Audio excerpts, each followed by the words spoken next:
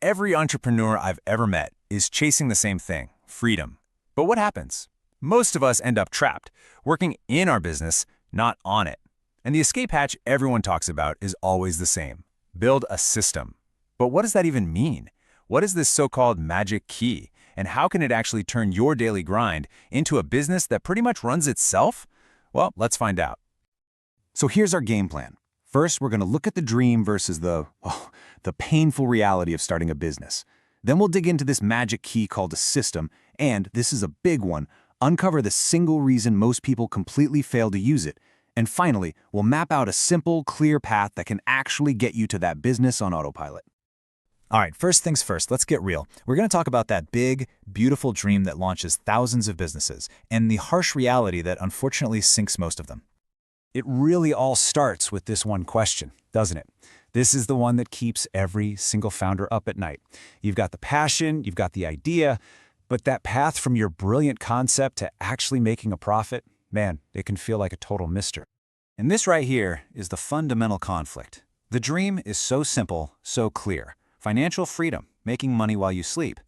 But the reality for most people starting out, it's just this tangled mess of overwhelming, complicated, and confusing stuff that leads straight to burnout. So how in the world do you get from that chaos to the dream? Well, the solution that's always proposed is the system.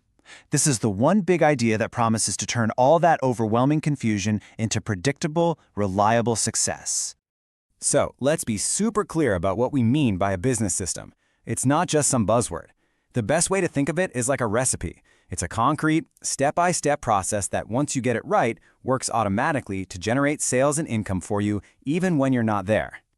And this really gets to the heart of it all. See, a working system isn't really about the money. It's about buying back your freedom. It's freedom from trading your time for dollars, and freedom from being a prisoner in the very business you created.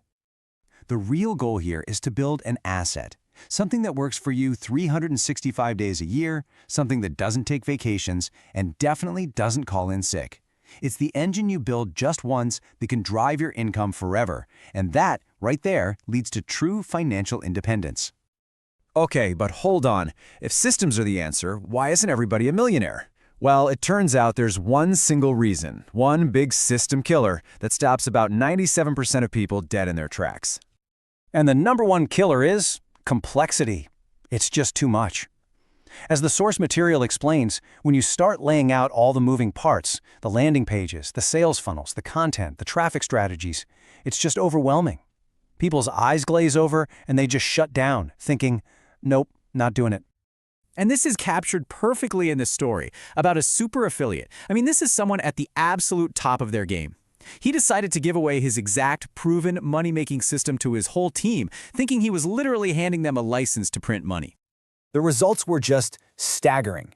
Even with a perfect, proven money-making machine handed to them on a silver platter for free, 97% of the people did absolutely nothing. It just sat there. And this proves the problem isn't the system itself, it's the complexity that just paralyzes us. But this massive failure actually sparked a revolution. The big insight wasn't to build a better or more complicated system, but to build a radically simpler one.